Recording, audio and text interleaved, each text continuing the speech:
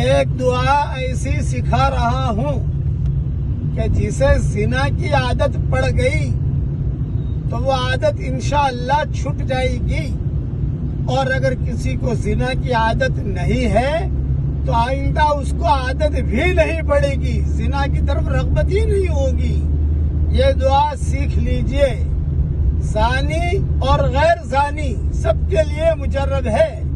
پڑھیے میرے ساتھ، اللہم حسن فرجی، اے میرے پیارے اللہ میری شرمگاہ کو پاک کر دیجئے۔ اس کا حوالہ میں میری کتاب اللہ کی پناہ میں دے چکا ہوں، وہاں دیکھ لیجئے آپ۔